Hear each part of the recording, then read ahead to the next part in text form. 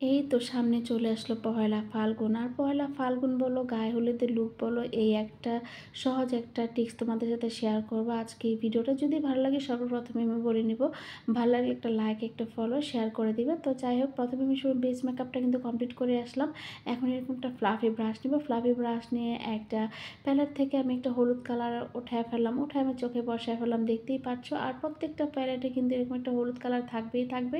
আর আজকের যে আই লুকটা শেয়ার করতে যাচ্ছি, এটা কিন্তু তোমরা একটা হলুদেও তোমরা এই মেকআপ লুকটা শেয়ার করতে পারো। তো যাই হোক, এখন যেটা করব, আমি ফ্লাফি ব্রাশ দিয়ে কিন্তু হলুদ কালারটা ভালোভাবে আমি এখানে অ্যাপ্লাই করে নিচ্ছি। খুব সুন্দরভাবে স্মুথলিভাবে অ্যাপ্লাই করে নিচ্ছি। দেখো কত সুন্দর হলুদ কালারটা হয়ে গেছে। এখন যেটা করতে হবে, সেম সেই একই ব্রাশ দিয়ে, ব্রাশটা হ্যাঁ তোমরা চাইলে টিস্যু দিয়ে কিন্তু ব্রাশটা ক্লিন করে ফেলবা। একটা অনেকের কাছে দেখা যায় অনেকগুলো ব্রাশ থাকে না, এরকম একটা ব্রাশ তোমার টিস্যু দিয়ে ক্লিন করে তারপর কিন্তু তোমরা একটা শ্যাডো অ্যাপ্লাই করতে পারো। তো যাই হোক, আমি এখানে অরেঞ্জ কালারটা নিয়ে নিলাম। অরেঞ্জ কালারটা নিয়ে খুব ভালোভাবে ব্লেন্ডিং করতে হবে। তো ব্লেন্ডিংটা আমি ক্রিজ এরিয়া পর্যন্ত আমি নিয়ে যাচ্ছি, যে ক্রিজ লাইন পর্যন্ত আমি অরেঞ্জ কালারটা ব্লেন্ডিং করব। আর উপরে যে লাইনটা থাকবে সেটা কিন্তু হালকা লাইট কালার কিন্তু থাকবে, হলুদ কালারটা। তারপর আমি ভালো করে ব্লেন্ডিং করে ফেলে, দেখো আমার কিন্তু দুই চোখে অলমোস্ট ব্লেন্ডিং হয়ে গেছে। খুব সুন্দরভাবে ব্লেন্ডিং করে ফেললাম, যেন কোনো রকম হার্শ লাইন না থাকে। আর এখন যেটা করবো, এরকম একটা ফ্রেশ একটা ফ্লাফি ব্রাশ নিব।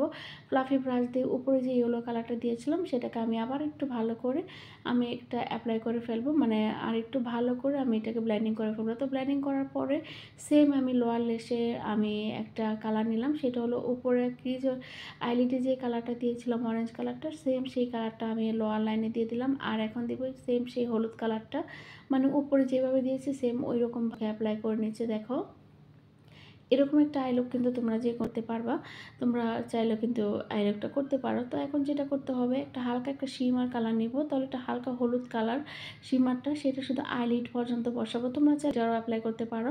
তো আমি কিন্তু গ্লিটারটা অ্যাপ্লাই করিনি, আমি শুধু চাচ্ছিলাম শুধু একটু শিমার অ্যাপ্লাই করব। তো দেখো আমি একটু শিমার কালারটা দিয়ে নিচ্ছি, জাস্ট একটু অল্প একটু দেবো শুধু আইলিড পর্যন্ত। আইলিড পর্যন্ত অ্যাপ্লাই করার পরে এখন যেটা করতে হবে, একটু আইলাইনার দিতে হবে। তো আইলাইনার দেওয়ার পরে দেখতে পাবো তোমাদের চোখটা কত সুন্দর টান টান হয়ে গেছে। আমি কিন্তু আইলাইনার দিয়ে ফেললাম, এখন একটু মাস্কারা এখানে অ্যাপ্লাই করে ফেললাম। তো মাস্কারা কিন্তু মাস্ট না দিলে ভালো লাগে না। তো মাস্কারা তুমি যত আইলুকই করো না কেন, আইলাইনার আর মাস্কারা না দিলে কিন্তু তোমার চোখ কখনই ফুটবে না। এটা বেস্ট, এটা অবশ্যই দিতে হবে।